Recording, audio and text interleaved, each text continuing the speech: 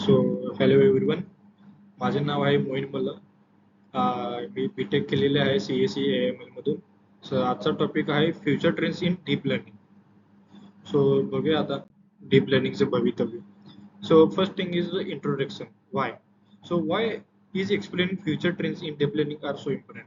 म्हणजे डीप लर्निंगचे भवितव्य आपण बघण्यासाठी का गरजेचं आहे. So deep learning is rapidly evolving and shaping industries like health care, finance.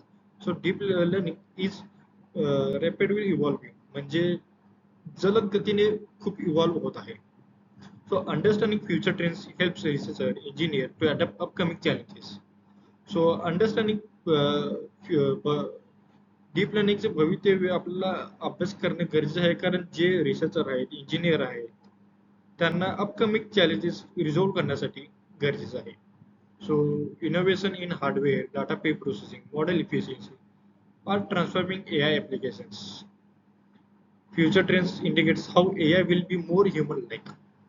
म्हणजे जे डीप लर्निंगचे जे भवितव्य आहे, म्हणजे जे फ्युचर आहे, ते आपल्याला एक्सप्लेन करते की how AI will be the more like human.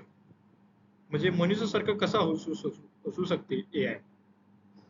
त्यासाठी एक्झाम्पल दिलेलं आहे chat GPT models. Chat GPT जे आता आपण यूज करते, ते खूप रिव्हॉल्युशनाइज्ड आहे. NLP लँग्वेज वापरते, natural language processing like our language. So second thing is concept discussion. What? So what are the key future trends in deep learning? So explainable AI, making model transparent and interpretable. जे आपण model तयार करतो ते आपल्याला ट्रान्सपरन्स असणे गरजेचं आहे. म्हणजे त्यामध्ये काय वर्किंग चालू आहे, कसं ते रिझल्ट देते, ते आपल्याला बघणे खूप गरजेचं आहे. Second is federated learning, running AI models on local device for privacy and low latency. म्हणजे काय, तर मॉडेल आपल्याला लोकल डिव्हाइसमध्ये रन करावं लागतो for privacy and low latency.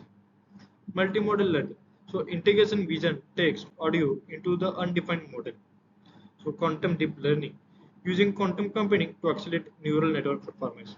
आपण क्वांटम कम्प्युटिंग यूज करतो कारण न्यूरल नेटवर्कला आपला इम्प्रुव्हाइज करायचं असतं. Sustainable AI, developing energy efficient models and green AI initiative.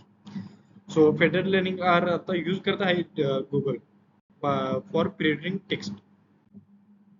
So working mechanism कसं ते वर्क होते आपण ते पाहूया. So explainable AI, explainable AI use करते visualization, future attribution and surrogate model to justify prediction. So federal learning काय आहे. So data stays on only local device, म्हणजे जे डाटा आहे ते ओनली लोकल डिव्हाइसमध्येच राहते. So only model adjust and set the center server. Multimodal learning का है. So multimodal learning combine multiple inputs and share a latent space. So quantum DL, quantum deep learning. So quantum bits, qubits, ज्याला आपण म्हणतो qubits, perform parallel computation and reducing training time. Sustainable AI uses Turing, knowledge distillation and lightweight architecture, like for example mobile net. So टेस्लाच autopilot जे आहे आपलं, ते use करते edges AI to produce real time data for from thousands of data. So what are the challenges and limitation. म्हणजे so data privacy आणि security हा सगळ्यात पहिला मेन कन्सर्न आहे. So federal learning still faces risk of data leakage throughout graded. म्हणजे जे federal learning आहे ते स्टील फेस करते हा डाटा प्रायव्हसी आणि security problem. Computational cost, training massive model just like chat GPT-4 consumes huge energy and resources. Chat जीपीटीला train करणे खूप अवघड आहे, कारण हा मॅसिव्ह मॉडेल आहे. Explainability gap, deep model remains black boxes for many complex decision. आता deep learning जे मॉडेल्स आहेत, आपण त्याला इनपुट देतो, तो आउटपुट देतो, बट आपल्याला अजून माहिती नाही की तो वर्किंग कसं होते, ती प्रिडिक्ट कसं करते. Ethical concern, bias, fairness, accountability issues persist. Quantum barriers, quantum hardware is still experimental and costly. म्हणजे क्वांटम हार्डवेअर हा खूप कॉस्टली आहे. सो फॉर एक्झाम्पल उदाहरणार्थ chat GPT-3, to train a massive amount of ChatGPT-3, it requires 120 US homes. म्हणजे chat GPT 3 ला जेवढी energy लागते तेवढी 120 US पंप एवढी एनर्जी इक्विव्हॅलेंट आहे.